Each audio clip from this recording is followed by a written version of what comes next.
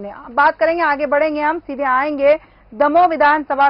सिंघई जी के पास जाऊंगी। दमोह से भारतीय जनता पार्टी ने जयंत मलैया को मौका दिया है और कहा जाता है कि मलैया का टिकट कटने से 2020 उपचुनाव में बीजेपी को हार का सामना करना पड़ता था, इसीलिए इस बार उनको मौका दिया और कांग्रेस ने अजय टंडन को मौका दिया है।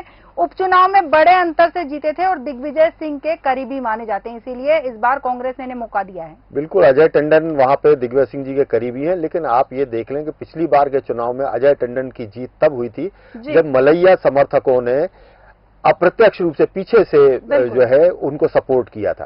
तो वहां पे अजय टंडन की जीत नहीं थी, वो बीजेपी से नाराज वोट था। तो वहां पे स्थिति जो उपचुनाव में बनी थी, तो इसके कारण वो आ गए थे टंडन जी। अब स्थिति नहीं है वहां पे स्थिति। इस बार जो थी मलैया जी ने अपना चाह रहे थे कि सिद्धार्थ को दे, उनके बेटे को दे, और सिद्धार्थ ने काम भी किया, पूरे समय काम किया उन्होंने। लेकिन मलैया जी को पार्टी ने, चूंकि इस बार पूरा चुनाव बीजेपी अपने वरिष्ठ मतदाताओं, वरिष्ठ नेताओं के नेतृत्व में लड़ रही है, क्योंकि उसको लग रहा था कि एंटी इनकम्बेंसी आ जाएगी, तो जो 100 टंच खरे जनता के कसौटी पे खरे लोग थे उनको उतारा है।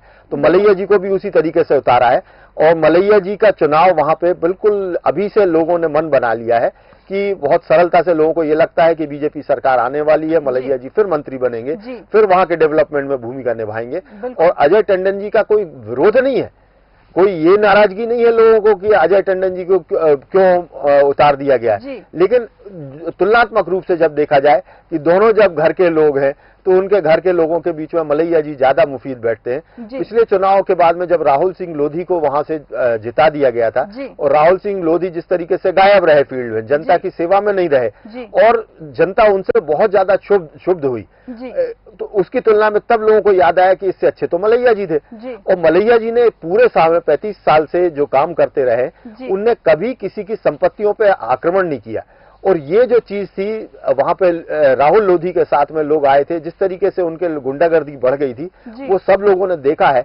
और इस बार लोग कह रहे हैं कि इस बार हमें गलती नहीं करना। तो स्थिति यदि सिद्धार्थ को दे देते टिकट तो अलग स्थिति बनती, लेकिन मलैया जी को दिया है, तो इसलिए वहां सीट के पे जो है जनता के मनोभाव साफ होते जा रहे हैं। बिल्कुल बिल्कुल, जैसे कि आपने कहा कि जनता के मनोभाव साफ होते जा रहे हैं और बसपा ने यहाँ से प्रताप रोहित को मौका दिया है, मैदान में उतारा है। देखते हैं ये कितना टिकट काट पाते हैं भारतीय जनता पार्टी और कांग्रेस के। और साथ ही जैसा कि आपने बताया कि अजय टंडन के जीतने का कारण पिछली बार के चुनाव में जयंत मलैया जी थे, क्योंकि वो जो नाराज थे और उनकी नाराजगी का फायदा जो था कांग्रेस को मिला था।